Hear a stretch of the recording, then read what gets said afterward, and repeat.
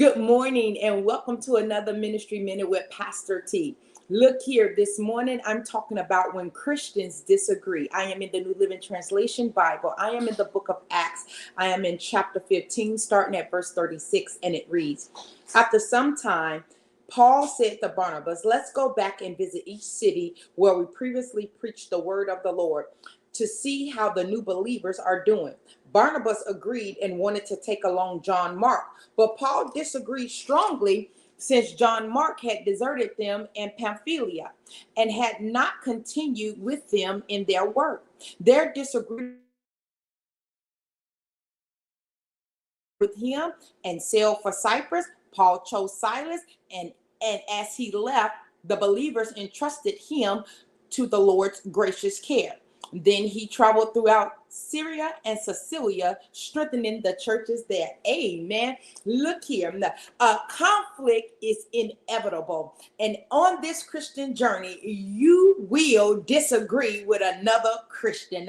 It doesn't matter what's going on. One of you are going to feel strongly about something than the other. And here it is. We got Paul and Barnabas. They have disagreed about John Mark.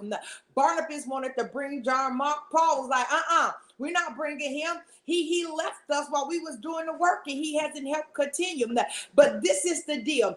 Although Paul and Barnabas, they disagreed and they separated, what happened was this.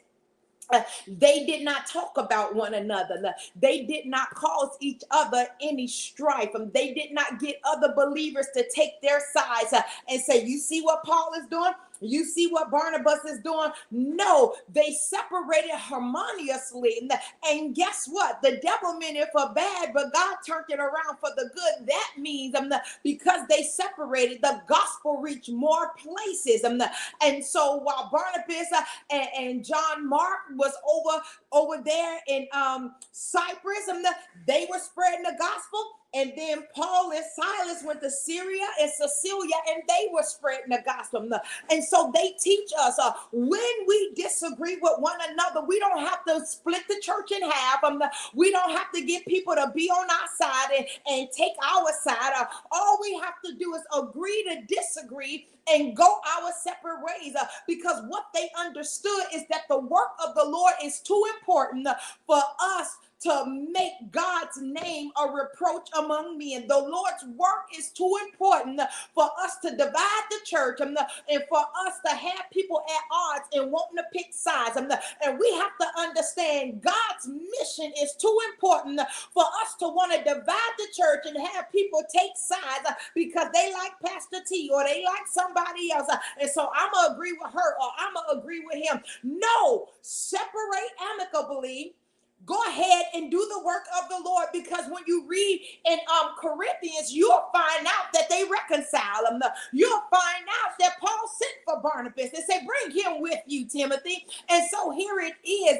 We have to understand that we will disagree sometimes, but our disagreements don't have to be a knockdown, drag out, fallout, and we don't have to bring other people in our disagreements and have them feeling some type of way about the other person because we could not agree on an issue.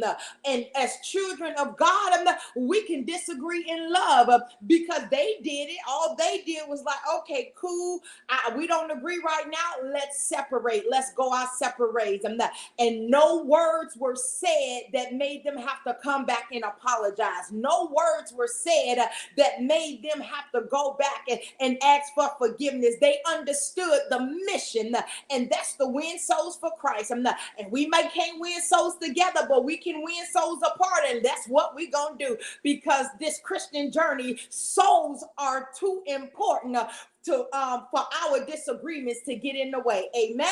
God bless you. I hope you've enjoyed this ministry minute. And if it be the Lord's will, I'll be back on tomorrow. You have yourself a blessed day.